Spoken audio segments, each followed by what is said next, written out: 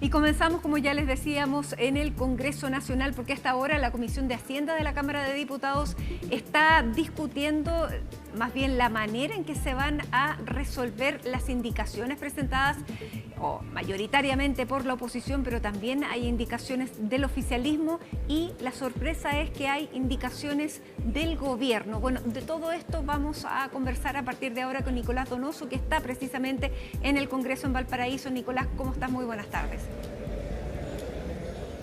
Sí, ¿qué tal, Mati? ¿Qué tal? Buenas tardes. Porque la Comisión de Hacienda había sesionado ya en un primer momento, luego de que venciera la jornada de ayer por acuerdo este plazo para presentar indicaciones. Luego nos enteramos que era solamente un acuerdo para que quienes trabajan en este comparado, en este documento donde se plantean, por ejemplo, tanto los articulados, las indicaciones que ingresa tanto el gobierno como también los parlamentarios, pudiesen tener el tiempo suficiente para que a partir de ahí llegaran los comparados a la comisión. De hecho, llegaron casi al término de la primera sesión. Finalmente se termina dando que son cerca de más de 1.300 indicaciones y gran parte del debate se lo terminó denominando el cómo proceder eventualmente a votar.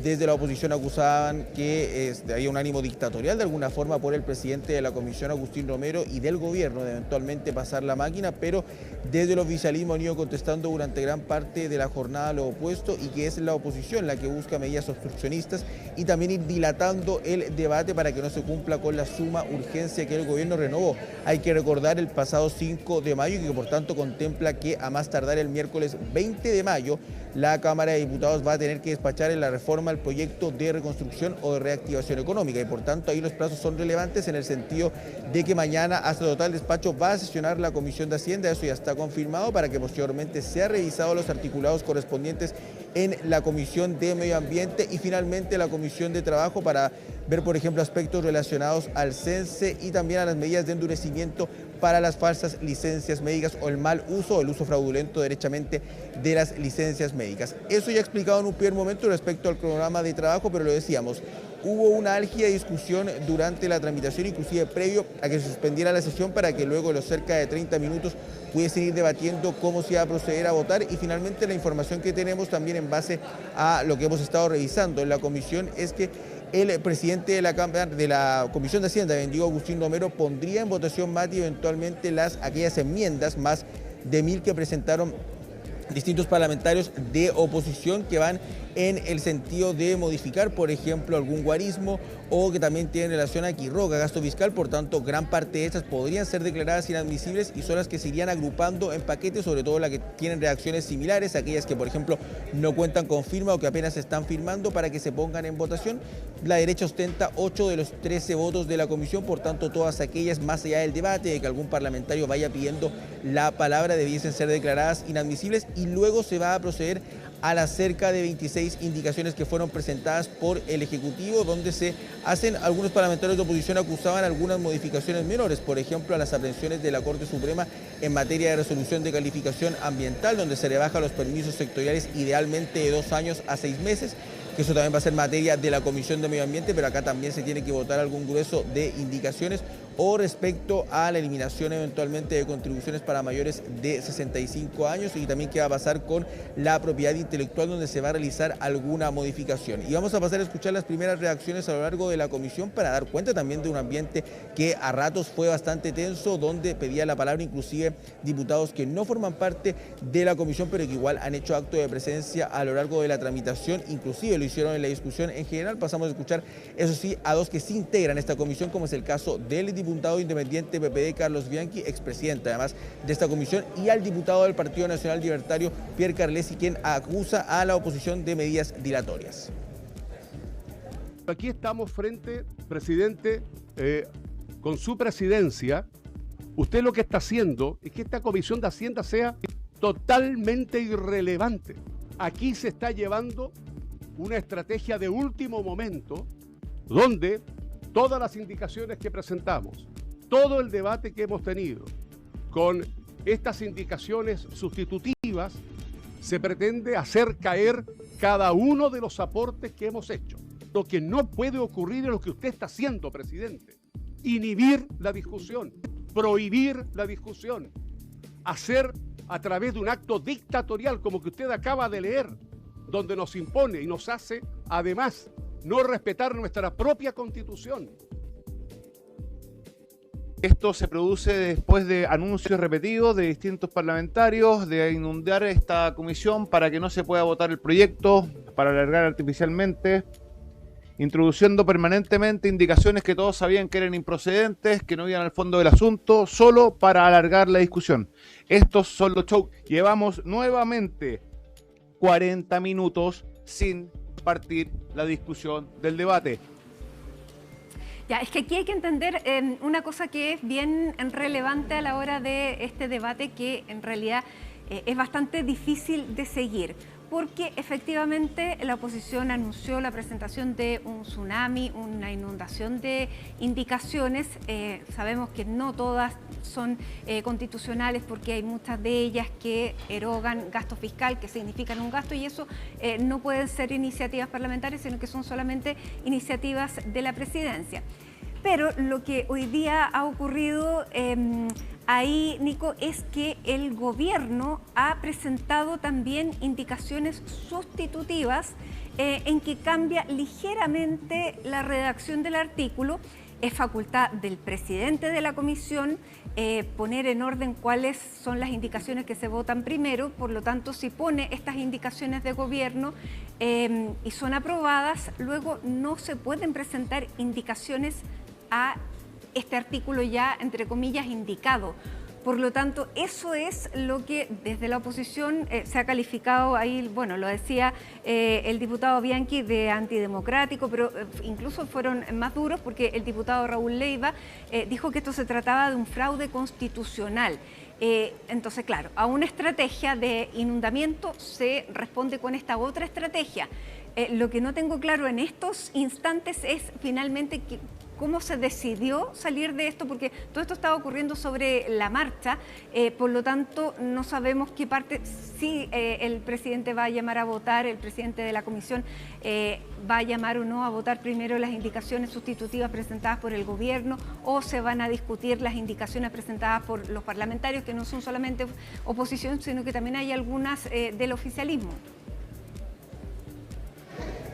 Sí, Mati, la información que nosotros tenemos, inclusive previa a que ya se retomara la sesión de la comisión, es que se iban a inclinar por una mixtura, en el sentido de que el presidente de la comisión, Agustín Romero, iba a poner eventualmente en votación aquellas indicaciones, este paquete de indicaciones que finalmente sí terminan siendo de alguna forma un tsunami, bromeaban algunos parlamentarios, en votación, aquellas agrupadas en paquete, gran parte de ellas declaradas inadmisibles, y posteriormente se van a poner en votación entonces estas indicaciones sustitutivas del gobierno, pero en todo caso el debate va a ser largo, porque también hay que decir que cada parlamentario tiene cerca de 2 minutos para poder ir fundamentando cuando se van votando las indicaciones, y desde la oposición acusaban de que eso no se podía eventualmente impedir, pero es lo que estaría imperando. Habría que ver si eventualmente aquello se ratifica a lo largo de la discusión, pero es más o menos cómo estaría quedando entonces la discusión de momento.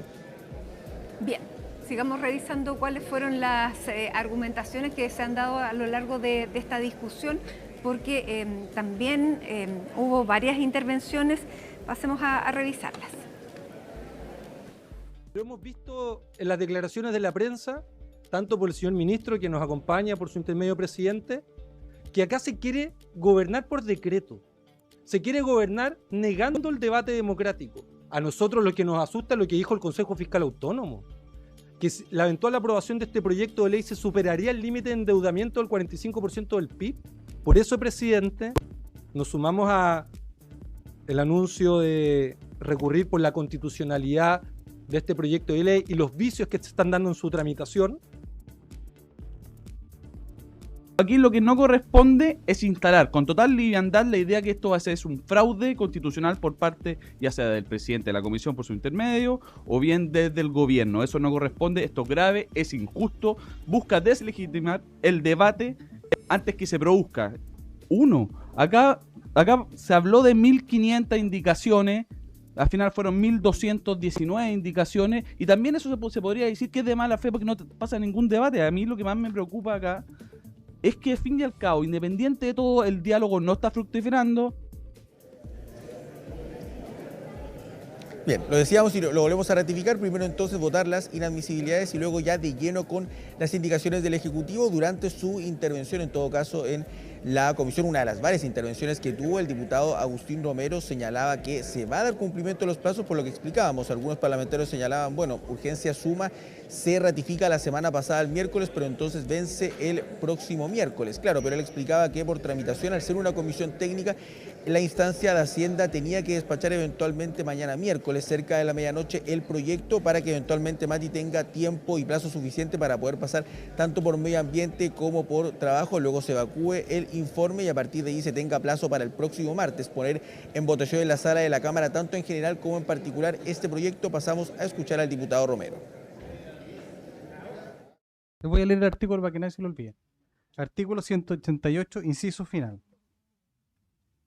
Las comisiones deberán emitir sus informes dentro de los plazos a ellas establecidos. En el caso de no estar despachado el proyecto al término de la última sesión que celebre la comisión en el día del vencimiento del plazo, deberá declararse cerrado el debate y procederse a la votación hasta total despacho. Yo procedo a votar sí o sí o sí, porque está en el reglamento y lo voy a hacer. Entonces después pueden reclamar, pueden hacer todo lo que estimen pertinente, pero yo voy a votar. En el gobierno también han ido lamentando, tanto en privado como inclusive en público, esta gran presentación de indicaciones desde el momento que lo señala primero tanto el diputado comunista Boris Barrera como posteriormente en un podcast el diputado independiente de PPD Jaime Araya. Ya se han alineado, también han podido agrupar a sus bancadas para tener una propuesta común en relación a terminar criticando lo que ha hecho finalmente la oposición de inundar este debate para de alguna forma poder dilatar la tramitación, la votación más bien en particular de este proyecto. Se refirió durante esta jornada el ministro del Interior Claudio Alvarado y previo a escucharlo también lo hizo el ministro de Hacienda Jorge Quiroz en la breve pausa que hubo entre una comisión de Hacienda, una sesión y la otra, señalando que lo único que dijo respecto al proyecto es que se tiene que terminar cumpliendo con la urgencia, la misma línea de lo que ha señalado el diputado y presidente de la comisión Agustín Romero.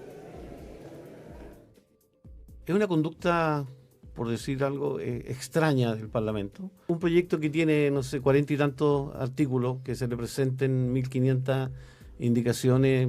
A mí la lógica me dice que algún problema hay. Y claramente aquí hay una acción deliberada, dilatoria. Pero yo siento que yo fui parlamentario, que uno tiene que tener cierto grado de seriedad en las cosas que presenta. O sea, yo creo que lo que están tratando de hacer que los plazos que tiene establecido el gobierno con las urgencias del proyecto, ¿no es cierto?, se vayan prolongando. Pero en definitiva, las urgencias hay que cumplirlas. Y si está este número de indicaciones, el presidente de la comisión tendrá que citar las veces y las oportunidades que correspondan para cumplir ese plazo. Bien, Mati, así el programa entonces retomó ya la Comisión de Hacienda, va a estar hasta la medianoche durante esta jornada, pero no hay que confundir, no es hasta total despacho, sí será la jornada de mañana y ya se ha advertido. Si mañana se llega a las 12 horas, ya pasando al día jueves, allí se hará uso del reglamento y se procederá eventualmente a votar en particular, pese a que ya todos los diputados no hayan tomado la palabra, o que para evitar en todo caso que se siga dilatando el debate, ya la oposición ha advertido, ha hecho nuevamente reservas de constitucionalidad y han amenazado, insisten en esa idea de recurrir eventualmente al Tribunal Constitucional, entendiendo que cuentan con minoría en la Comisión de Hacienda y es la única forma, de alguna forma, de tener capacidad de incidencia en esta tramitación que se resolvería tentativamente en primer trámite acá en la Cámara, en todo caso el próximo martes. Bien, bueno, ahí la novedad fue esta medida, entre comillas, algunos ya la están llamando anti-tsunami, que presentó el gobierno y que ha despertado también tantas críticas. Así que vamos a seguir viendo esta discusión. Nico, muchísimas gracias, tú nos avisas porque esto está recién comenzando. Así que muy buenas tardes y seguimos en contacto. Buenas tardes, Mati. Durante esta jornada, el OS9 de Carabineros logró liberar a un joven de 19 años que había sido secuestrado en la comuna de San Miguel. Vamos a tomar contacto a esta hora con Felipe Hernández para conocer todos los detalles de lo que fue este intento, o más bien de secuestro, y la labor de la policía. ¿Cómo está, Felipe? Hola Mati, ¿qué tal? Muy buenas tardes. Esto ocurrió, la liberación de esta persona que fue secuestrado en horas de la noche del día de ayer. Minutos faltaban tan solo para las 21 horas. en horas de la madrugada o la mañana ya de este día martes, y por eso es que se entregaron algunas declaraciones a propósito de esto que se ha considerado como un secuestro que tendría relación con drogas, pero esto es en materia de investigación. Vamos a entrar un poquito en detalle respecto de lo que ocurrió en la jornada del día de ayer. Este joven de 19 años, quien vive en la comuna de San Miguel, habría estado presente en este sector y habría sido llamado por parte de sujetos que iban a bordo de un vehículo. Lo cierto es que ahí está la primera interrogante: ¿por qué él sube de forma tan calma a este vehículo? Aparentemente habría recibido algún tipo de amenaza de muerte, lo que habría generado que él tomara la decisión de ingresar al vehículo. Lo que vino de ahí en adelante es lo que se denomina como un secuestro y con extorsión. ¿Por qué? Porque hubo llamados de solicitud de dinero para su liberación a la familia. El joven de 19 años habría sido llevado desde San Miguel hasta la comuna de Lo Prado. Ahí, en un domicilio, habría sido golpeado en reiteradas ocasiones, amenazado incluso con un arma de fuego y con un arma blanca por al menos 3 sujetos. Se habla que serían incluso 2 mujeres y un hombre quienes habrían entonces participado de esta situación. Hay una de estas mujeres que correspondería a quien habría realizado las llamadas a la familia para solicitar dinero por su liberación.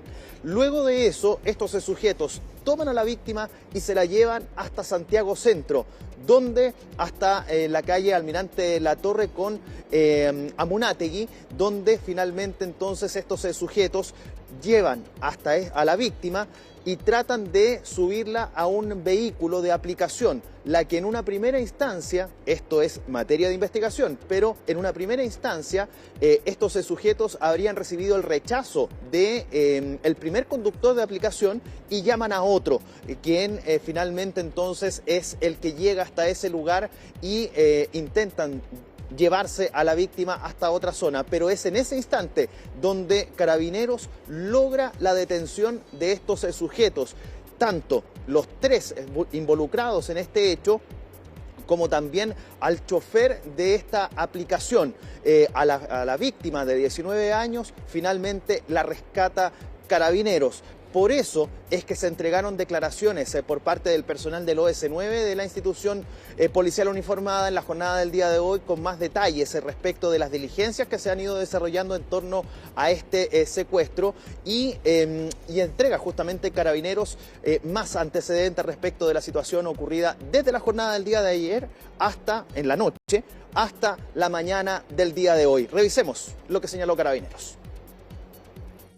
Se logró su liberación y posteriormente la detención de 4 individuos, 2 hombres y 2 mujeres, 3 de ellos de nacionalidad colombiano, 1 de ellos venezolano, 2 de ellos mantienen distintos antecedentes penales y policiales relacionados con delitos violentos y otros, como asimismo señalar que hay 3 de ellos que se encuentran en forma irregular.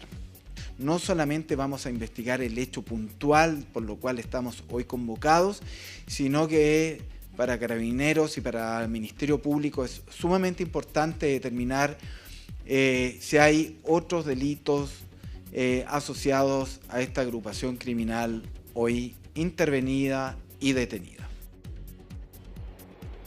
Y claro que hay otros delitos, porque hay tenencia de armamentos, hay amenazas, hay secuestro de por sí. Bueno, son varios los delitos por los cuales hoy estos sujetos fueron formalizados. De hecho, la audiencia terminó hace aproximadamente unos 40 minutos y en los que finalmente, en un plazo de 90 días de investigación que fue decretado por el Juzgado de Garantía, de los 4 sujetos, 3 quedaron en prisión preventiva, que son los 3 de nacionalidad colombiana, quienes corresponden a 2 mujeres y un hombre. El cuarto involucrado, el cuarto detenido, el cuarto imputado, que es este conductor de aplicación, bueno, fue dejado con las medidas cautelares de arraigo y firma.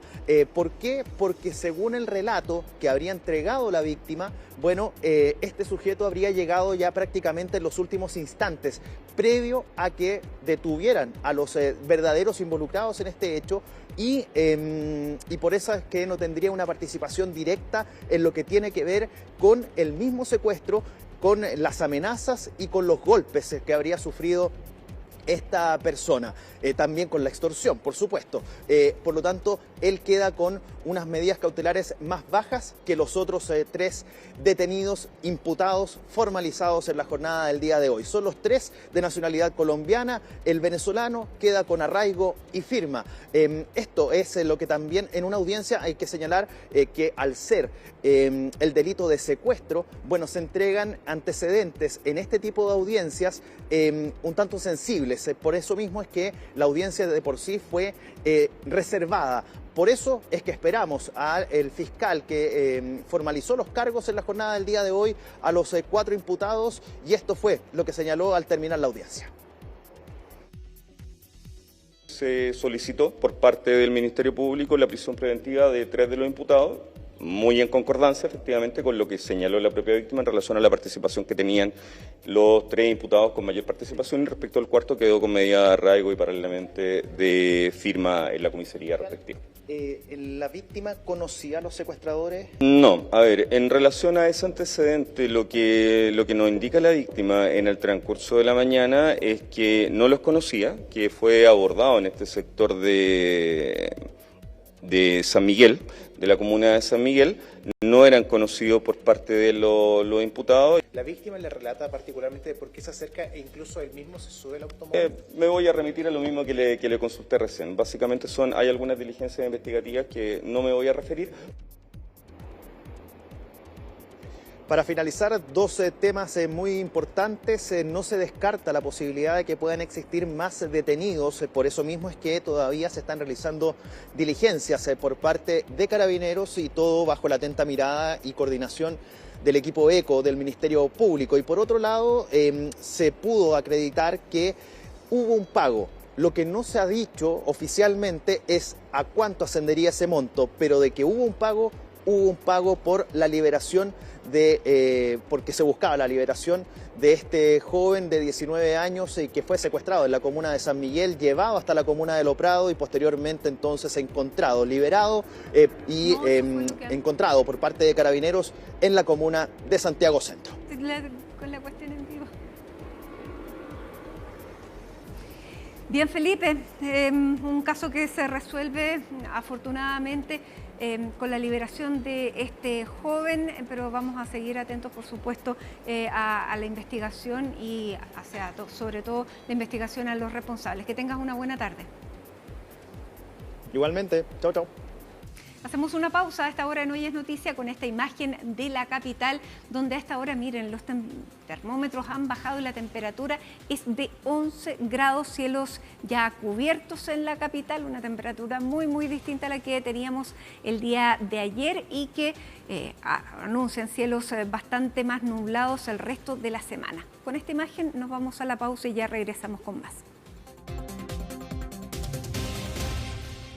Estamos de regreso y hasta ahora les contamos que hay nuevos antecedentes en torno a la muerte de un carabinero que se produjo en Puerto Varas justo la madrugada antes del cambio de mando presidencial, sobre las que hoy día hubo referencias de las autoridades. Recordemos que el sargento Javier Figueroa murió el pasado 11 de marzo debido a un disparo durante lo que se investigaba como un procedimiento policial, según habían informado inicialmente las autoridades. Ahora, de acuerdo a la nueva información revelada por el canal T13, esto apunta a que el llamado al 133 lo habría hecho el mismo funcionario de Carabineros de un celular de su propiedad cuyo chip no ha sido encontrado. Se señala además que la bala que habría provocado la muerte de este policía era de su arma particular.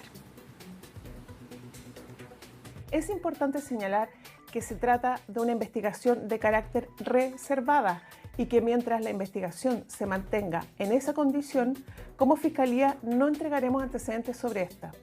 Lo que es importante informar es que hemos desarrollado, junto a funcionarios de la PDI y Carabineros, múltiples diligencias investigativas, algunas ya realizadas y otras actualmente en curso, las que al finalizar en su totalidad nos permitirán establecer lo ocurrido en este caso. Yo les pido tener mucho cuidado acá. Yo también, efectivamente, somos querellantes, pero en ese sentido esperar y tener cautela mientras no sea una conclusión firme por parte del Ministerio Público en cuanto a las peticiones a realizar ante el tribunal. Yo prefiero ser más cauta. Por ahora no me voy a pronunciar, sin perjuicio de que efectivamente somos querellantes, pero es muy delicado, así que vamos a esperar hasta tener una conclusión final. Bueno, intensa jornada hay en la Cámara de Diputados, como les contábamos. Hoy además a las 19 horas hay una sesión especial convocada para invitar precisamente a la ministra de Seguridad Pública, Trinidad Steiner. El objetivo de esta instancia es abordar la situación de seguridad del país en medio de crecientes cuestionamientos por el avance del crimen organizado y las dudas que hay sobre el plan de gobierno para enfrentar este fenómeno. Esta instancia fue solicitada por parlamentarios de oposición y tendrá como foco revisar la gestión del Ministerio de Seguridad Pública.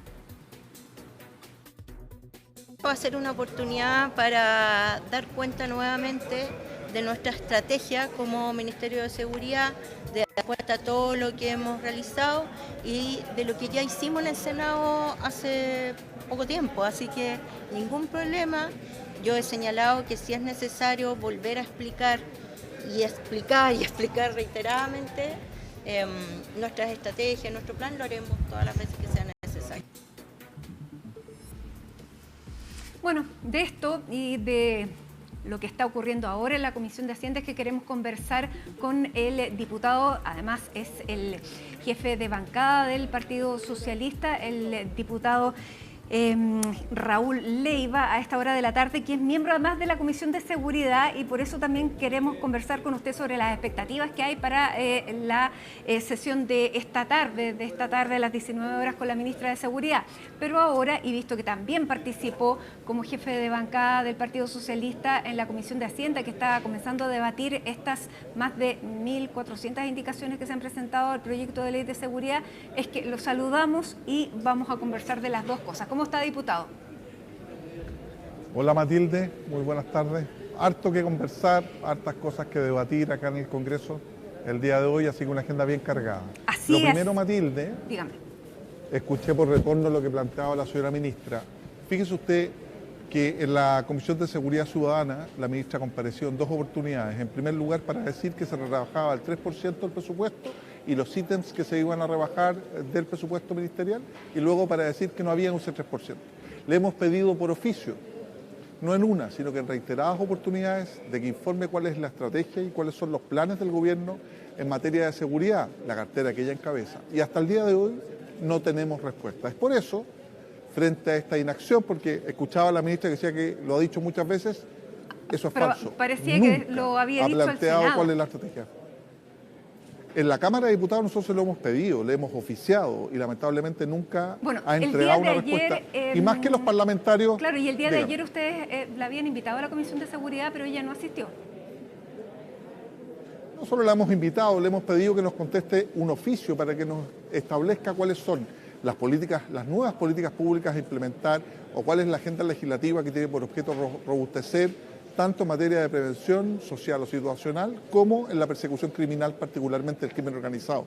Y no hemos tenido ninguna respuesta. Eso motivó que tuviéramos que reunir 52 firmas y que celebráramos el día de hoy, en una hora más, una sesión especial para que la señora ministra, de cara no solo a las y los diputados de la corporación, sino que al país, pueda informar cuáles son las medidas que se aplican en materia de seguridad. Hasta el día de hoy, que estoy en terreno, que hago vocerías, que acompaño, y sin embargo no hay unidad estratégica en el Ministerio de Seguridad, tiene oficios pendientes de la propia Contraloría, hay errores significativos a nuestro entender en la interposición de acciones criminales, particularmente la legitimación activa en materia de ley de seguridad interior del Estado. En el caso de Valdivia. Fue rechazada por la Corte de Apelaciones. Así es. Entonces, nos interesa más que todas esas cosas que nos diga qué distinto va a ser. ¿Por qué? Porque ella es representante de un gobierno que se autodenomina de emergencia, que señaló que venía a acabar con el tema de la delincuencia y que iba a mostrar, supuestamente, y eso es la promesa incumplida a nuestro juicio, una forma distinta de abordar el fenómeno delincuencial. Y hasta el momento no tenemos ninguna novedad, insisto, ni desde el punto de vista de la implementación de políticas públicas, porque las redadas que se atribuye hoy día o estos operativos que se atribuye el Ministerio de Seguridad al día de hoy vienen no solo del tiempo del gobierno del presidente Boric, sino también del presidente Piñera, que en paz descanse. O sea, son políticas que se vienen desarrollando hace mucho tiempo conforme al Plan Nacional contra el crimen de delincuencia y contra el crimen organizado, pero no tenemos ninguna materia nueva que abordar. Y la pregunta que queremos realizar a la señora ministra es, explíquenos usted qué distinto, qué nuevo, pues ya han transcurrido 2 meses del gobierno y no se ha hecho absolutamente nada a nuestro juicio, se va a desarrollar en materia de seguridad. Entendiendo, Matilde, que no hay balas de plata, que a diferencia de lo que pregonaba el actual Ejecutivo... Sí, conversemos de eso, porque efectivamente ella fue nombrada ministra aparentemente después de la negativa de varias personas frente a este mismo cargo, y ella en una entrevista hace 2 fines de semana atrás, entre comillas, pone la pelota en el piso y dice aquí no se pueden esperar resultados de un día para otro. Por lo tanto, claro, baja las expectativas y, como usted bien dice, a lo largo de este tiempo lo que la hemos visto es acompañar a las distintas policías. Uno de los triunfos que muestra el gobierno la semana pasada es lo que ocurrió en Temucuicui. ¿Cuál es su visión de lo que se mostró la semana pasada ahí en la Araucanía? Fíjese usted que ese operativo viene desarrollándose por parte del Ministerio Público, quien tiene a su cargo de manera exclusiva y privativa la persecución criminal desde agosto del año pasado. Y el resultado de ese operativo fue la detención, entiendo, de 5 personas, pero incluso las medidas cautelares que se aplicaron no son coincidentes con el nivel de expectativa que genera la propia ministra. Hay 2 temas. Uno, que es un problema, entendemos, del actual ministerio y particularmente de la señora ministra, de que hay que ser muy claros y nítidos en distinguir lo que es persecución criminal del ejercicio político del Ministerio de Seguridad Pública. Y eso lamentablemente no ha quedado lo suficientemente claro, no solo por el requerimiento que hicimos en su oportunidad de Contraloría respecto de información de causas que a nuestro juicio son reservadas y que hoy día se viene a atribuir un éxito policial en función de una diligencia implementada por el Ministerio Público. Nosotros queremos una mayor coordinación, que se haga cargo de la propuesta en materia de seguridad que entendemos que fue uno de los factores determinantes por los cuales la ciudadanía votó por el presidente Kast y que hasta el momento no se oyó padre mío, ese es el problema. Entonces ella dice, oiga, tengan paciencia. El problema, señora ministra, y se lo hemos planteado, que el nivel de expectativas que tiene la ciudadanía respecto de la seguridad es directamente proporcional a las promesas que realizó el gobierno antes de asumir. Y de eso, transcurridos 60 días, no hemos visto absolutamente nada. Más que pedirle Pide resultados, paciencia. lo que usted quiere es conocer el plan. ¿Cuál es la planificación? ¿Cuál es la estrategia? Las líneas de acción distintas en materia de persecución de crimen organizado y de prevención social, comunitaria y situacional. Y de eso no hemos tenido novedad ninguna, tampoco en el Senado y menos en la Cámara de Diputados donde hemos oficiado. Nosotros entendemos, Matilde, y comprendemos que fue una promesa incumplida, que efectivamente no hay balas de plata en materia de seguridad, que es lo que siempre hemos planteado como tema de Estado, pero que lamentablemente este gobierno contradijo de manera permanente. Entonces tiene que hacerse cargo, no solo desde el momento que asumir, sino que de un gobierno que se autodenomina de emergencia. Entonces ella plantea en esa misma entrevista que usted señala, es que estamos aprendiendo, es que falta comunicación, es que es un proceso de aprendizaje. Bueno, el estándar no lo colocamos nosotros, se lo colocó el propio gobierno y ella como ministra al asumir esta cartera, en que es un gobierno de emergencia y que no se viene a aprender al Ejecutivo. Ahora, durante esta mañana la ministra estuvo en el Senado donde entra a tramitación esta ley para poder tener estos juicios en ausencia. ¿Qué le parece esta iniciativa legislativa? También se espera que probablemente dentro de la tarde dé a conocer otro proyecto que es para devolver a la justicia militar las causas que hoy día se ven involucrados miembros de fuerzas policiales y que pasan y que se ven en la justicia civil. ¿Cómo ve usted también esos proyectos de ley que son parte también de una estrategia? Es que si no conocemos la estrategia, uno ve aisladamente estos proyectos. Usted me dirá qué tiene que ver el juzgamiento de alguien en ausencia, que en ciertos casos particulares, debidamente emplazado, puede ser un avance positivo. Aquellas personas que han sido formalizadas, que incluso tienen medidas cautelares de cierto tipo de delitos, que han ejercido debidamente su derecho a la defensa, pero que no comparecen al momento del juicio oral, del abreviado de la dictación de sentencia. Me parece bien que ese es un avance, pero eso en caso alguno es una técnica, una estrategia. Es un requerimiento que el Ministerio Público ha hecho en sus últimas cuentas públicas para agilizar en materia de persecución criminal justamente el juzgamiento de este tipo de acusados y que obviamente la condena no se les puede aplicar porque no son habidos. Ese es un tema. Otro tema muy distinto, un retroceso civilizatorio en donde quiere aplicarse la justicia militar a los carabineros que participan eventualmente en actos, siendo que en el Senado está durmiendo sin urgencia las reglas de uso de la fuerza. Nosotros aprobamos la ley Naín Retamal que establece una presunción de legítima defensa privilegiada para los tribunales, porque en lo que estoy en desacuerdo de plantear ese proyecto de ley, primero que ya fue rechazado en la Cámara y entiendo también en el Senado en su oportunidad, por eso no puede discutirse en la comisión mixta, es retroceder 25 años en materia de seguridad. Hay que recordar que el procedimiento inquisitivo de los tribunales militares no solo ha sido cuestionado por organismos internacionales, sino que impide una adecuada defensa a aquellas personas que son imputadas. Bueno, de hecho, de los propios militares se buscaba que eso terminara. Hace varios años atrás, cuando los militares iban por juicios que tenían que ver con fraude, lo que los abogados decían es que efectivamente era bastante engorroso poder seguir las causas porque opera el sistema del secreto del sumario. Por lo tanto, los militares querían que ese sistema terminara. Bueno, pero ya se verá si efectivamente qué es el proyecto que quiere presentar la ministra. Ahora, lo que yo le quiero decir es que ella se ha referido y lo dice ahora en estas declaraciones que quiere, y si es posible, repetir cuantas veces sea necesario, es lo que dijo a la Comisión de Seguridad del Senado el 8 de abril, cuando ella dice que hay 4 pilares para luchar contra la delincuencia, que es reforzar políticas, endurecer penas junto con ampliar la infraestructura y el control penitenciario. Eso a grandes líneas, a grandes rasgos es lo que se responde cuando se le pregunta sobre lo que ella presentó ante el Congreso. Si el problema, Matilde, es cómo. Obviamente todos queremos mejores cárceles segregadas adecuadamente, todos queremos perseguir criminalmente al crimen organizado, a aquellos extranjeros que delinquen en nuestro país. El problema es cómo. Ya. Y esa estrategia es la que nosotros desconocemos. Y por mucho que ella plantee que esos son los pilares, bueno, yo también quiero la paz mundial. El problema es cómo lo logro, cómo lo consigo. Ya, y eso efectivamente requiere de un trabajo importante y no de improvisación. Ya, vamos a ver entonces qué es lo que dice a las 7 de la tarde. Por mientras, diputado, y en su calidad de jefe de la bancada del Partido Socialista, me imagino que estaba presente en la Comisión de Hacienda, porque usted no integra la Comisión de Hacienda, pero lo vimos incluso intervenir y ha sido una discusión bastante técnica.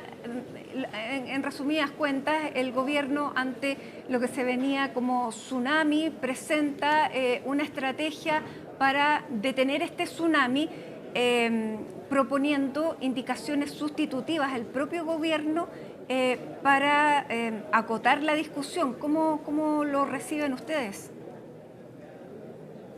De la manera en que hay que recibirlo. De hecho, hasta diputados oficialistas plantean un juego fraudulento. Aquí hay a nuestro juicio, una infracción a los principios democráticos y a la debida discusión que se debe dar en el Congreso Nacional. Coincidimos. A ver, ¿nos puede explicar un poco? Sí. ¿Qué fue lo que ocurrió hace una hora atrás? Porque el debate era bastante álgido. Porque, claro, el gobierno ve que va a recibir este tsunami legislativo, finalmente se reciben más de 1.400 indicaciones. Quedamos hasta ahí. Sí, bueno, esas 1.400 indicaciones, muchas de ellas son inadmisibles, impertinentes, y bastaba con el ejercicio de las facultades que le entrega al presidente de la Comisión el artículo 69 de nuestra Constitución y el artículo 25 de la Ley Orgánica Constitucional del Congreso Nacional de despejar esas dudas y avanzar con la tramitación.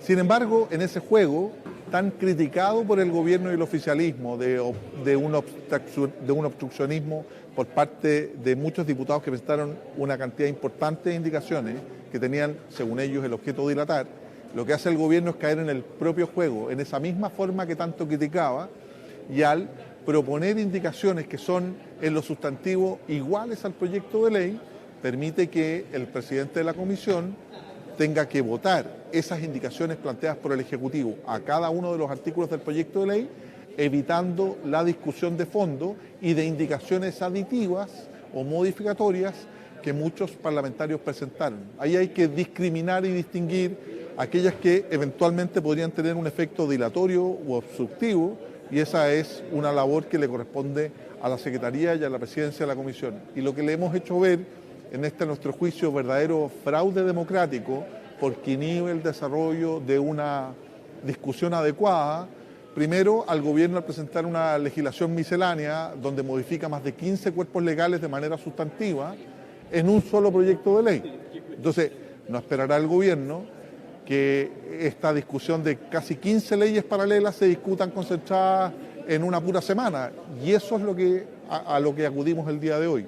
Nosotros planteamos, si tanto el presidente de la República, el ministro de Hacienda, ministros express, presidente del Senado, presidente de la Cámara de Diputados, presidente de la Comisión son de la misma línea política y además tiene una mayoría abrumadora en la propia Comisión, lo único que uno le pide es que no se nieguen al diálogo, a la discusión. Y lo que pasa hoy día, a través de esta argucia que desarrolla el Ejecutivo, cayendo en lo mismo que tanto criticaron de algunos parlamentarios que presentaron muchas indicaciones, es eludir el debate. Eso, a mi juicio, no corresponde, porque el estándar que se le exige al presidente de la República, al gobierno, es muy distinto al que eventualmente uno pueda requerir de un parlamentario, específicamente un grupo de parlamentarios que presenten muchas indicaciones. Ya. No es lo mismo, no es la misma balanza. Lo entiendo, pero por eso la crítica de fondo que realizamos. Exactamente, pero de partida y entendiendo todo lo que dice, usted reconoce que presentar 1.400 indicaciones no es serio. O sea, depende como usted lo vea. Fíjese que somos 155 diputadas y diputados. Todos tienen derecho a presentar indicaciones. Aquí son casi 40 artículos distintos. Uno podría decir, si yo estoy en contra de cada uno de los artículos, yo perfectamente podría presentar 80 indicaciones. Multiplíquelo por 155. Si usted me pregunta a mí, mi opinión personal, yo creo que gran parte de esas indicaciones son impertinentes o inadmisibles. Basta con que no solo el Ejecutivo a través de ese express, sino que particularmente el presidente de la Comisión haya discriminado aquellas indicaciones modificatorias que atentan justamente contra principios establecidos constitucionalmente, como el artículo 65, que establece que son materias exclusivas de iniciativa del presidente de la República, las que digan relación con gasto fiscal u organización o atribuciones de los órganos del Estado. Y lo mismo, el artículo 69 de nuestra Constitución, que establece que se deben declarar inadmisibles aquellas que están alejadas de la idea matriz del proyecto. Ese es el tema. Esa es la forma en que nuestro ordenamiento jurídico resuelve esa problemática. Ahora, lamentablemente, como el Ejecutivo cae en el juego y presenta estas indicaciones. Claro, pero ustedes como Ejecutivo presentan solo 10 indicaciones. Si se hubieran centrado en esas 10 indicaciones, probablemente habrían alcanzado a discutirlas, a conversarlas, y hubiera sido un diálogo más fructífero, pero ante esta cantidad, la respuesta, claro, como usted bien dice, se busca tal vez un estándar distinto para quien está en el ejercicio del poder.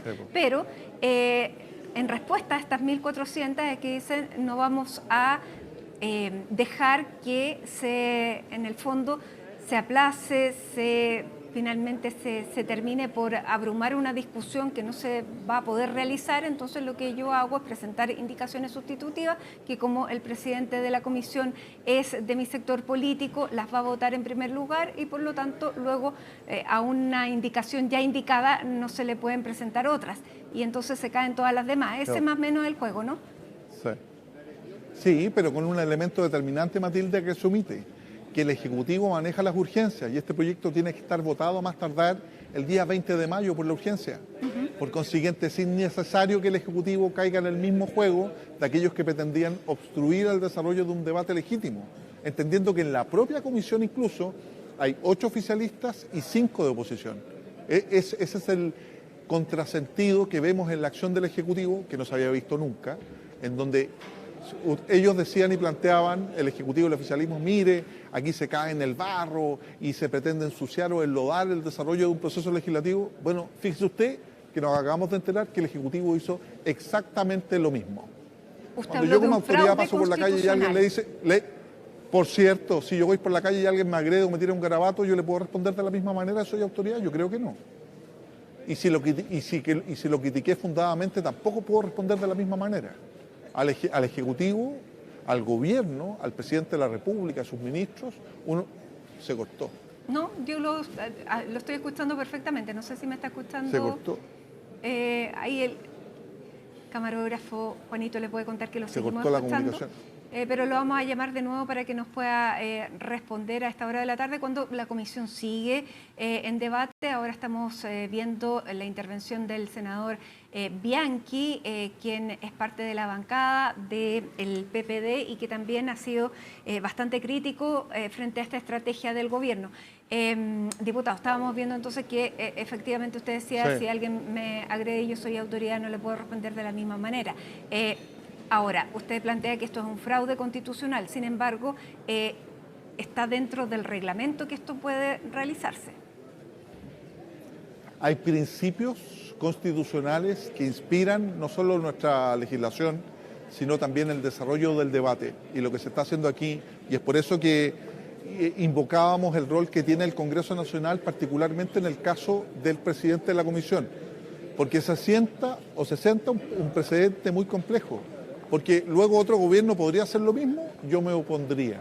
Negar un debate parlamentario. Fíjese usted, Matilde, que además eventualmente se va a perder, porque la derecha tiene 8 integrantes en la comisión contra 5 de oposición. ¿Cuál es el miedo a debatir? Y yo vuelvo a insistir, yo al gobierno de Chile, a la presidencia de la República, le exijo un estándar superior, no igual a 1 o 2 parlamentarios que pretendían obstaculizar el desarrollo de un proceso, que si bien también era reglamentario o técnicamente aprobable, sí era reprochable desde el punto de vista político. Y en el mismo reproche cae el Ejecutivo, creo que es una demostración equívoca de cómo se discute de lo que uno espera que un gobierno realice o desarrolle. Ahora el gobierno lo que responde dice que busca la celeridad y que efectivamente ellos quieren sacar en los plazos esta discusión y esta votación. De hecho, lo que más escuchábamos decir claramente al presidente de la comisión, al diputado Romero, es que se iba a votar sí o sí. ¿Escuchó usted alguna vez en la discusión al ministro Quirós o a alguien de la SECPRES? ¿Usted que lo vio atentamente? Nunca. Lo que nosotros buscamos es que hayan puntos de acuerdo y si eventualmente tenemos diferencias, estas se voten. Pero ¿de qué manera? Omitiendo el propio presidente de la comisión, que los plazos los determina el Ejecutivo con las urgencias. Y el propio presidente de la comisión, que es del mismo partido del presidente y que también está representado por el ministro. Por consiguiente, cuando se señala que a través de esta argucia o este fraude a los principios constitucionales democráticos que desarrolla el gobierno, creo que cae en un error y sienta un precedente muy complejo en materia del desarrollo. Si bien es reglamentario, es exactamente igual de reprochable que el, entre comillas, tsunami de indicaciones que se iba a presentar y que tanto criticó el oficialismo. ¿Ambos el son antidemocráticos, tanto el tsunami como el contra tsunami? Por cierto, porque atentan contra el desarrollo de un proceso legislativo adecuado, de una discusión adecuada. Pero aunque existiera ese tsunami, aunque existieran 2.000 o 3.000 indicaciones, la ley, la Constitución y nuestro reglamento le entregan las herramientas necesarias al presidente de la comisión para obviar aquellos artículos o aquellas indicaciones que son inconstitucionales o impertinentes. Le entrega esa atribución. Por consiguiente, el atribuirse exactamente las malas lides que planteaba el propio oficialismo para poder contrarrestar un ataque inadecuado, creo que es caer en el mismo juego del barro y contestar de la misma manera, inadecuada por cierto. Ya, me quiero quedar en eso, diputado, porque durante este fin de semana, y esto del tsunami comenzó a raíz de una transmisión que se hizo a través de redes sociales, donde se planteaba que efectivamente se iba a poner esto como parte de una estrategia legislativa, pero el diputado Araya, que es el que efectivamente, claro, en estos tres diputados que aparecen ahí conversando, es el que habla de este tsunami. Ya, el diputado Araya lo que recibe después de esta intervención es una cantidad de mensajes de bullying, de amenazas, incluso amenazas de muerte. Él hoy día, a través de una entrevista, el día de ayer más bien, ha sido mea culpa de que probablemente no fue la mejor forma de referirse en un proceso legislativo, hacer este llamado a llevar más de 1.000 o 2.000 indicaciones, pero que lo que había él recibido, nunca lo había recibido como violencia política. ¿Cómo ha visto usted este nuevo Congreso? ¿Es un Congreso, una Cámara distinta a las cámaras anteriores? Usted ya tiene experiencia en política. ¿Cómo está viendo? Y mi punto es el tono de la discusión. El tono es absolutamente inadecuado. Usted lo puede haber visto en comisión. Hay dos formas de enfrentar un debate, con fundamentos, con argumentos y con las soluciones que plantea o que promueve el reglamento, la Constitución y la ley. Y otra manera que yo no comparto. Ahí cada uno, tanto derecha como izquierda, tienen formas de poder generar un debate que no convergen aquellas cosas que nos permiten llegar a acuerdos. Yo soy siempre he trabajado de una manera distinta. Creo que es importante más que seguir profundizando nuestras diferencias, que ya están manifiestamente establecidas y claramente determinadas. Hay que ver cómo somos capaces de generar acuerdos en materias que son importantes para las y los chilenos, particularmente en seguridad y también en temas de Hacienda. Un proyecto de ley que se le ha motejado de súper rico, de una manera caricaturesca, pero que responde a la realidad, porque se le compara a Matilde con una pyme. Incluso el propio presidente de la República daba como ejemplo a aquella persona que tenía una panadería. Fíjese usted que la rebaja del impuesto corporativo del 27 al 23, ¿a quién favorece? Al súper rico, porque el panadero es una pyme que solo paga 12,5%. Este proyecto no tiene una palabra de una pyme. La exención o la rebaja al impuesto a la donación para los grandes patrimonios favorece al súper rico, no favorece al panadero de la pyme. El tema de cada una de las medidas, el tema de contratación del 15% de compensación tributaria, también solo al súper rico. Una eventual invariabilidad tributaria por 25 años, eso no aplica al panadero de la pyme, solo al súper rico. Los temas medioambientales. ¿Usted ha visto alguna consiguiente, disposición del ministro a tener un diálogo con la oposición que usted representa? Porque el fin de semana pasado, bueno, vimos lo que pasó con el Partido de la Gente, incluso el sector del oficialismo dice es mejor tener un acuerdo con partidos como el Partido Socialista, el PPD, la Democracia Cristiana. ¿Han tenido acercamientos de ese tipo o más bien se está esperando a la discusión en el Senado? Yo creo que ese es un error, no ha habido ningún acercamiento. De hecho, nosotros la semana anterior entregamos nuestras propuestas, lo hicimos de manera pública y hasta el día de hoy no hemos recibido ninguna respuesta ni de la Secretaría General de la Presidencia ni del Ministerio de Hacienda. Para dialogar se requiere tener voluntad de diálogo, aunque votemos de manera distinta, pero lamentablemente de manera obsecuente, en mi opinión, se ha impedido un adecuado debate o en la discusión en general confrontar ideas. Mire, se plantea, Matilde, por el Consejo Fiscal Autónomo, por el Fondo Monetario Internacional, por la Corte Suprema, por JP Morgan, de que efectivamente esto es un proyecto que requiere modificaciones estructurales.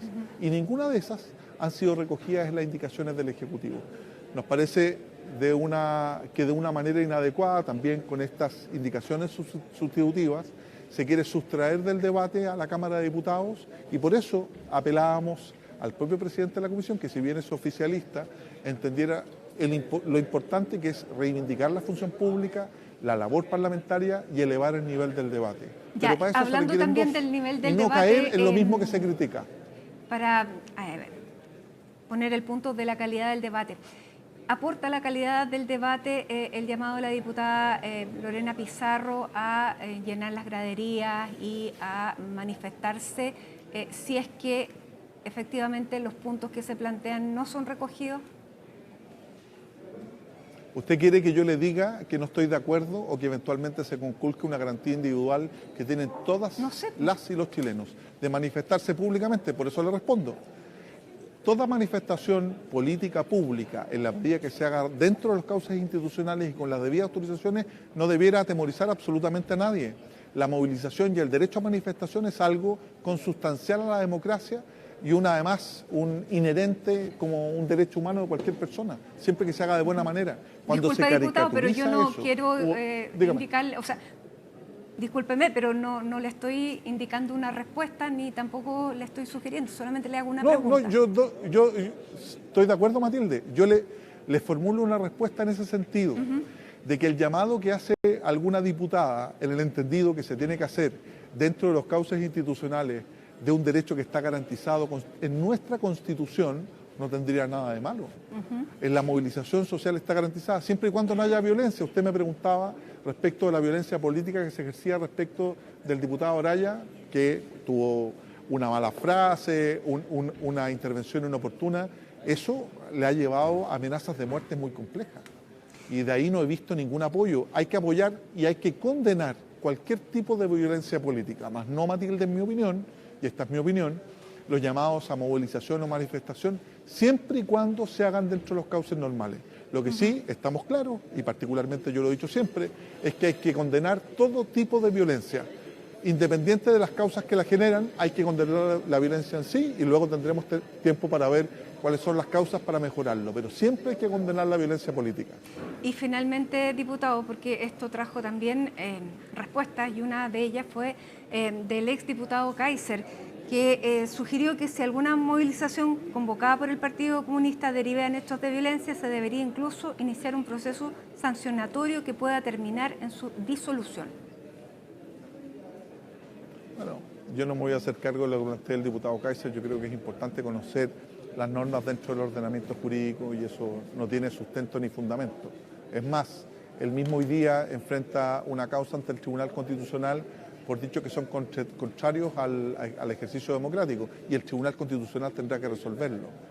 Yo creo que lo importante es el llamado que hacemos la gran mayoría de las y los diputados de todos los sectores, Matilde, que muchas veces nos vemos opacados por aquellos que exacerban las diferencias. Es bueno llegar a acuerdos, es bueno generar conversación y diálogo. Y uno le puede pedir, y es lo que le pido yo al gobierno, que eleve el nivel del debate, no respondiendo de la misma manera con estas indicaciones sustitutivas que son el símil, inadecuado a mi juicio, del tsunami de indicaciones para eludir el diálogo.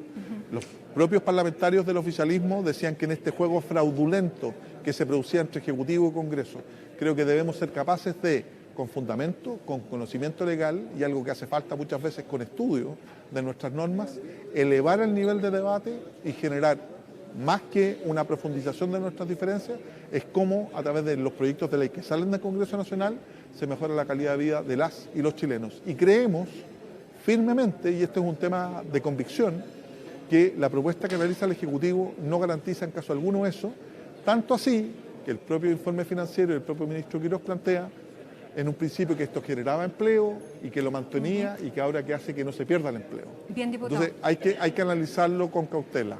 Bien, vamos a seguir este análisis, vamos a ver cómo termina esta discusión ahí en la comisión y, por cierto, lo que tenga que decir también la ministra Trinidad Steiner, luego en una media hora más que tiene esta comparecencia ante la Cámara de Diputados, ante la sala. Muchísimas gracias, que tenga una buena tarde. Muchas gracias a usted, Matilde, que esté muy bien. Muchas gracias. Hacemos una pausa a esta hora con imagen de El Quisco. A esta hora se ven las palmeras, la arena, bastante envidiable, pero la temperatura es baja también ahí en esa zona del país. Hacemos un alto y ya estamos de regreso. Argumentando diferencias, el subsecretario de Ciencia, Rafael Arauz, renunció el día de ayer a la subsecretaría de precisamente esa cartera, justo cuando se cumplen 2 meses de gobierno. ¿Cuáles fueron las razones? Aquí está Francisca Cárdenas conmigo para conocer qué fue lo que pasó entre el ya ex subsecretario y la ministra Lincoln Lao. ¿Cómo estás, Matilde? Muy buenas tardes. Varias cosas, la verdad, habrían pasado desde antes del 30, incluso de abril, antes de que la ministra de Ciencia, Jimena Lincoln Lao, hiciera una gira por Estados Unidos junto al canciller Francisco Pérez Maquena para justamente atraer inversión tecnológica a nuestro país. Pero antes de eso, según lo que se dice en medios de comunicación y también lo que hemos podido averiguar, ella le habría pedido directamente al ahora ex subsecretario Rafael Arauz que firmara más de 40 despidos, más de 40 funcionarios de la repartición que él encabezaba, a lo que él se habría negado justamente, ofreciendo su renuncia. Eso es la primera versión, digamos, y lo que él habría dicho a la prensa, porque ella dice después, durante esta tarde, en la mañana no quiso referirse al tema, pero durante la tarde en Radio Infinita ella dice que lamenta la situación y que fue el ex subsecretario quien habló con los medios de comunicación con una versión muy distinta a la que ella tiene con respecto a todo lo que habría sucedido en el ministerio, también en medio de todos estos recortes fiscales, Matilde, esto de reducir también los costos de diversas reparticiones de la ciencia, que afecta a la ciencia también, y en medio además y tras lo que hemos conocido de varias renuncias en las seremías, aproximadamente 17, y también en 20 aproximadamente, sí, y después también de a una semana de las críticas al presidente José Antonio Kast por cuestionar la investigación científica, en medio también de estos cuestionamientos a los recortes, al recorte fiscal y este 3% a distintas reparticiones. Esto generó reacciones en el mundo político, pero también la ministra salió a explicar durante esta tarde. ¿Qué fue lo que dijo ella? Porque fundamentalmente lo que dice el ya ex subsecretario es que se le pidió que firmara el despido de 30 funcionarios. Sí, ella dice que no hubo lista, no había lista, no había un número de funcionarios a los que despedir, descartó que hubiese un plan para despedir y desvincular personas de la subsecretaría, contrario a lo que se decía durante estas últimas horas de que sí, habían 40 personas a las que se quería desvincular y que por eso él se habría negado, pero ella sí también reconoce que eran estilos muy distintos entre ella y el ex subsecretario, dice ella, y voy a citarla justamente. Ella dice: yo vengo del mundo, él viene del mundo de la academia, yo vengo del mundo de la investigación, de la innovación, de la tecnología. Entonces ahí, dice ella, había un poco de diferencia, dice la ministra. Fue una decisión mutua, dice ella. Yo le deseo lo mejor al investigador Arauz, quien, recordemos, no tiene militancia política, Matilde, es investigador. Lo conocimos para la pandemia. Sí, como jefe del Departamento de Epidemiología del Ministerio de Salud. Exacto. Ahí también se hizo más conocido y estaba bien evaluado también en el gobierno, en el segundo gobierno del expresidente Piñera. Eso es lo que se dice también en el mundo político. ¿Y qué más dice la ministra? Fue una decisión mutua, dice ella. Yo le deseo lo mejor al investigador. Respecto a la presunta lista, dice ella, de 40 personas que ella le habría encargado a Arauz concretar, lo que habría justamente gatillado esta renuncia. Ella dice que eso fue bastante sorpresivo para ella escucharlo en las últimas horas luego de su viaje a Estados Unidos, porque ella escuchó justamente y se dijo que esta lista eran 40 personas, aproximadamente un tercio de las personas y los funcionarios que componen la subsecretaría. Dice ella que habló con la Asociación de Funcionarios porque llegó ayer de su viaje de Estados Unidos y que se encontró con que fue una semana donde la subrogancia que hizo el subsecretario de mi ministerio, dice ella, en mi cargo de ministra, conversamos con ellos y ni ellos saben de dónde salió el rumor de los 40, ni yo sé de dónde salió, pero eso es un rumor y nunca existió una lista, dice ella, nunca existió un 30%, que eso es totalmente falso. Escuchemos también qué dijo la ministra justamente hace un par de horas atrás en Radio Infinita durante la tarde, porque durante la mañana, en medio de sus primeras actividades, ella no se quiso referir a este tema, y también un breve ambiente del presidente José Antonio Kast, donde también evita referirse a la situación, a la salida, y además una de las primeras salidas más relevantes según los expertos y el mundo político del gobierno, y dice que todo está bien. Lo que ocurrió acá era que son dos estilos diferentes de trabajo. el investigador Rafael Arauz viene de la academia, y yo vengo del mundo de la investigación, de la innovación, de la tecnología. Entonces, ahí había un poco de diferencia. ¿Cuáles, por ejemplo, habrían sido las razones? Y se hablaba de una lista de 40 personas que tendrían que haber sido desvinculadas. ¿Esa fue la razón por la que él no quiso ir? Bueno, eso fue bastante sorpresivo para mí, escuchar que había una lista de 40 personas, como dices tú, o 30%. Yo hablé con la Asociación de Funcionarios hoy día también, porque yo llegué ayer de Estados Unidos a trabajar. Ni ellos saben de dónde salió el rumor de los 40, ni yo sé de dónde salió el rumor de los 40, pero eso es lo que es un rumor. Nunca existió una lista, nunca existió un 30%, lo que se dice, eso es totalmente falso. Presidente. ¿Cómo está, presidente? Muy bien, gracias. La renuncia del subsecretario Arauz. ¿Hay preocupación, presidente? No, está todo caminando muy bien. ¿Y hubo una necesidad para... Claro, está todo bien, dice ahí el presidente José Antonio Kast. No se quiso referir justamente a esta salida, que como te decía es una de las más relevantes, la primera justamente tras estas renuncias y estas salidas por falta de requisitos, de experiencia de las seremías, como tú decías, estas 20 seremías, estos 20 seremis que dan un paso, digamos, salen de sus cargos. Claro, algunos ni siquiera llegaron a asumir porque no llegaron a... Claro. No se presentaron en sus puestos. Pero este es el más grave porque es el de mayor rango, es un subsecretario el que presenta su renuncia. Claro, y además por diferencias técnicas, porque lo que se dice también por parte del mundo político es que él... su postura era que estas 40 personas, supuestamente esta lista que había y este plan para desvincular a estos 40 funcionarios, sí estaban preparadas de manera técnica, sí estaban preparadas para su cargo, y es ahí donde se genera esa diferencia también en medio de estos recortes fiscales y todo lo que se está reduciendo en los ministerios, pero principalmente en el Ministerio de Ciencia, donde muchos dicen y los expertos dicen también que hay menos recursos que otras reparticiones, digamos. Esto, como te decía Matilde, ha generado varias reacciones en el Congreso. Algunos acusan que se está desmantelando el Ministerio de Ciencia y que además recuerdan lo que fue hace aproximadamente una semana esta frase del presidente José Antonio Kast en medio de estos cuestionamientos al recorte fiscal, donde pone en duda, donde cuestiona también la investigación científica, donde dice que la investigación a veces termina en un libro precioso, que nos genera en una biblioteca, que nos genera empleo. Así que bueno, después de eso hubo mea culpa por parte de sí, claro, corrigió la frase. El presidente, pero dijo que en el fondo la crítica de fondo es no malgastar recursos. Claro, y ahí hay que ver lo que se entiende por no malgastar recursos. Claro, y que se deben usar bien los recursos finalmente en medio de todo lo que todas las medidas que está tomando también el gobierno. ¿Hay reacciones políticas? Pasemos a escuchar lo que dijeron, Matilde.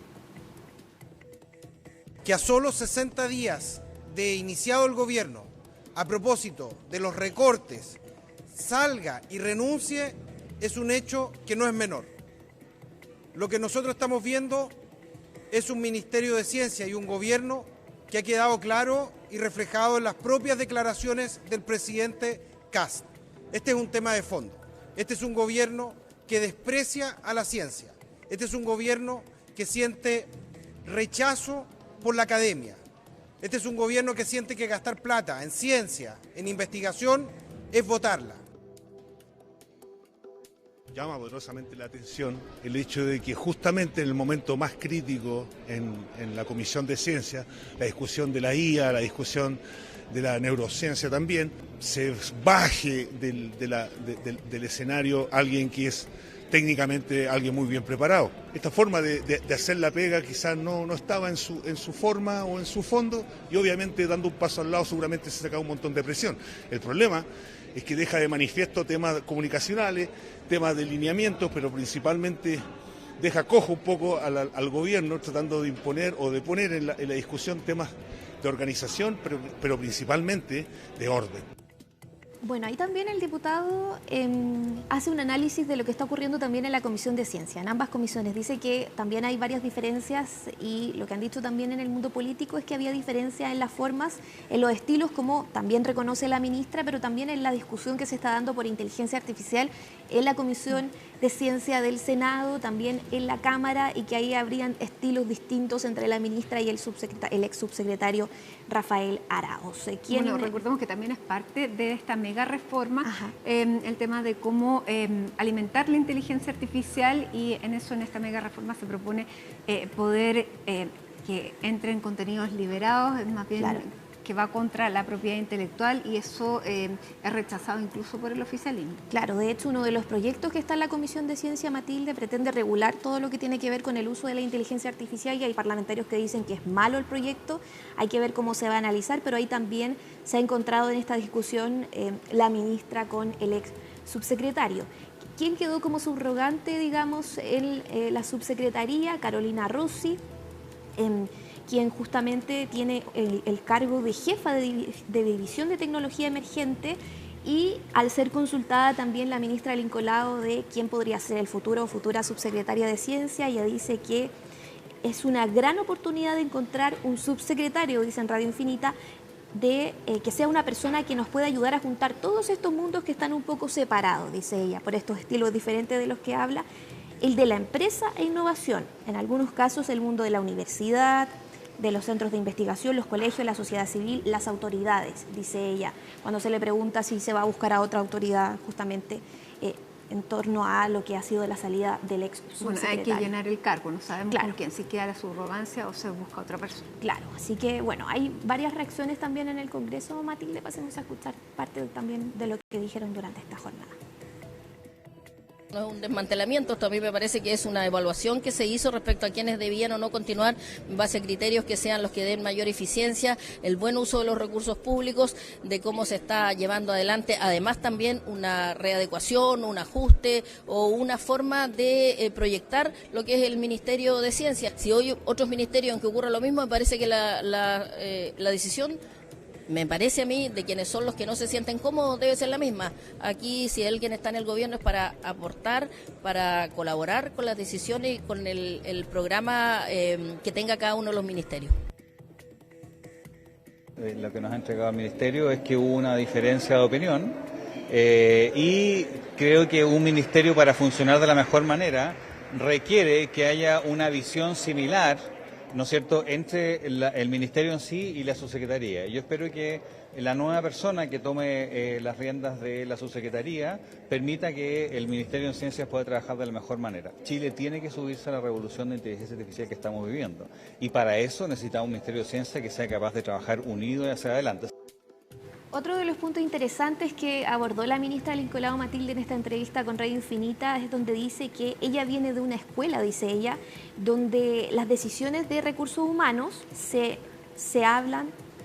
donde no se hablan de forma pública y que se ve obligada a rectificar esto, que es algo lamentable, dice ella, porque en general, dice, cuando uno se va de un trabajo se va por la puerta ancha, y hay vida después de este trabajo, dice ella. Ya, no le gustó que el subsecretario diera las razones por las que se iba. No le gustó, porque primero dice que fue sorpresivo lo de la lista de estos funcionarios que se iba a despedir, que eso es un error, pero después dice esto y hace una crítica ahí al ex subsecretario. Dice, eso no fue así, fue una decisión que tomó el subsecretario Arauz de hablar con los medios y decir cosas que a él le parecen de una manera, pero que son de otra. Así que seguramente esto va a seguir generando reacciones. Claro, vamos a tener que tener una precisión si es que el ex subsecretario Arauz quiere responder, porque el día de hoy lo invitamos a que él pudiera contarnos, explicarnos y dijo que él prefería terminar acá. Claro que eso fue antes de que hablara la ministra. Claro, vamos a ver qué pasa en los próximos días. Muy bien. Que esté muy bien, Matilde. Francisca, muchísimas gracias. Y nosotros a esta hora vamos a cambiar absolutamente de tema porque hoy se realizó el control de detención y la formalización de las personas que estuvieron involucradas en la presunta agresión que sufrió el diputado del Partido de la Gente, Javier Olivares. Juan Cristóbal Cható nos va a contar los detalles. ¿Cómo estás, Matilde? Muy buenas tardes. Sí, porque se complica o toma matices, mejor dicho, la situación del diputado Javier Olivares después de que fue agredido, según él mismo denunció este pasado fin de semana en la comuna de Olmué. Recordemos que fue el pasado sábado, la noche del sábado hacia el domingo, que según el ex parlamentario, él fue agredido después de participar de una actividad por el aniversario número 53 del Club Deportivo Montevideo de la comuna de Olmué. Él denunció esta situación situación, apuntando que se le habrían gritado consignas políticas y que habría sufrido golpes entonces de puño en su rostro, los cuales incluso dejaron pequeñas marcas, dejando constancia de esta agresión. ¿Y por qué se complica esta situación? Porque hay versiones que han surgido durante esta jornada que contradicen totalmente la versión que entregó el parlamentario respecto a esta agresión. Primero, los invito a que pasemos a escuchar precisamente cómo Javier Olivares describió aquí, en Tolerancia Cero, lo que le ocurrió, según su versión de los hechos, el pasado fin de semana. Pagamos nuestra entrada, yo, mi jefa de gabinete y también uno de mis asesores, pagamos la entrada, hicimos una transferencia, posteriormente hacemos el ingreso hacia el lugar para saludar al presidente del club que se encontraba en una cocina y a las 12:05 aproximadamente ingreso a la pista, estoy dando un paso de baile y ahí viene un ataque por la espalda de una persona que finalmente luego terminamos obviamente identificando. ¿Hay videos que muestren toda la secuencia completa? Hay videos que demuestran la secuencia. ¿Están ya en poder de la Fiscalía? Están en poder de la Fiscalía. Y esa fue la versión que se había conocido de esta situación durante los últimos días, hasta que esta mañana el Club Deportivo Montevideo de Olmué emitió un comunicado de 1 página y cuarto aproximadamente, donde entregan una versión muy distinta de los hechos relatados por el parlamentario. Según el club, él habría llegado a este lugar sin invitación alguna, es decir, por sus propias cuentas, y habría pagado la entrada posteriormente tras serle cobrada por el presidente de la institución cuando él lo fue a saludar. Después, según el relato de este comunicado, cerca de las 12:30 de la noche, el parlamentario habría emitido una declaración se habría referido de mala forma a una persona, una asistente que estaba participando de este aniversario. Tras eso fue que una de las personas, en particular el esposo de esta mujer, le propinó un golpe de puño en el rostro y empieza toda esta polémica. Según el comunicado también, esto no habría sido con consignas políticas de por medio e incluso se habría armado otra riña al exterior del club donde estaban celebrando este aniversario, ya que, según acusan desde el comunicado del propio club, el diputado al retirarse del lugar habría agredido junto con su equipo a la persona que le pegó o que lo golpeó precisamente dentro del lugar, y después habría llegado su hermano a defenderlo, y son estas las dos personas que, recordemos, fueron detenidas la noche de ayer. El presidente del club conversó con Radio ADN durante esta jornada, profundizando precisamente en esta versión de los hechos, entre otras cosas descartando que haya habido consignas políticas de por medio. Los invito a que pasemos a escuchar parte de esas declaraciones. Pasó a llevar a la niña que estaba al lado de él bailando. Y entonces a la niña que estaba bailando a él le dice: córrete, hueona, algo así le dijo. Lo iba sacando del lugar cuando sale su asesor detrás del muchacho y sale él y empezaron a pegarle afuera. Dijo que esto había sido algo político. Aquí no fue político, esto fue una discusión entre dos personas que se pusieron a pelear afuera del recinto. Y lo que más me molesta es que yo pertenezco a Renovación Nacional.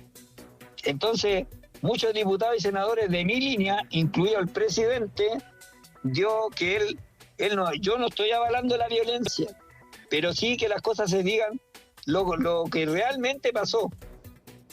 Y ya lo decíamos, precisamente el día de ayer fueron detenidas estas dos personas, ambos hermanos de apellido Pinto Pinto, quienes habrían sido los protagonistas de esta agresión, según el Ministerio Público y también en Carabineros. Uno de ellos fue detenido en su domicilio, mientras que otro fue detenido en el hospital de Limache, donde fue precisamente durante esta mañana su control de detención y posterior audiencia de formalización. La parte querellante, es decir, el abogado que representaba en esta audiencia en particular al diputado Olivares, pidió la prisión preventiva. Esto no fue otorgado por el tribunal, sí lo fueron algunas de las medidas cautelares que pidió la Fiscalía, entre ellas precisamente el arraigo nacional y la prohibición de acercarse al ahora parlamentario del Partido de la Gente. Fue muy crítico también el diputado Olivares de la decisión del Ministerio Público de no solicitar la cautelar más gravosa. Lo comentó durante esta jornada después de ir al Tribunal de Limache en el Congreso Nacional. Los invito a que pasemos a revisar esas declaraciones. De manera bastante, podríamos decir incluso somera, intentó bajar el perfil y protegernos a estas personas. El gran problema que tenemos en Chile es el Ministerio Público. Es el Ministerio Público y este sistema garantista que tenemos con los delincuentes. Vuelvo y digo lo que dije antes. Hoy día vayan y péguenle a cualquier persona, total en este país no les va a pasar absolutamente nada.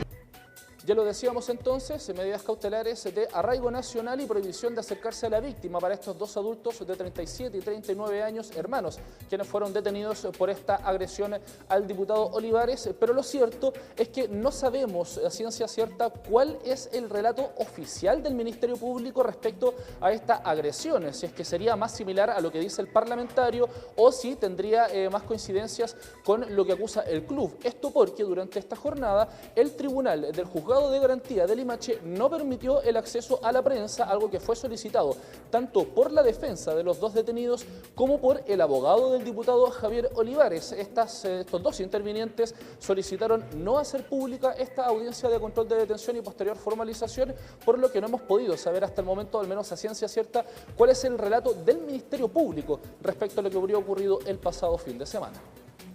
Bien, se lo queda entonces en la justicia lo que pasó ese día. Vamos a esperar entonces cuáles son esas resoluciones y más bien esas clarificaciones si es que llegan. Muchísimas gracias, Juan Cristóbal. Llegamos al final de esta edición de Hoy es Noticia. Gracias por habernos acompañado. Abríguense los que están en la región metropolitana y también en Concepción. En la región metropolitana hay 8 grados con 3 décimas y con esta imagen de Concepción donde hay 8 grados nos despedimos. Que tenga un muy buen resto de día y hasta mañana.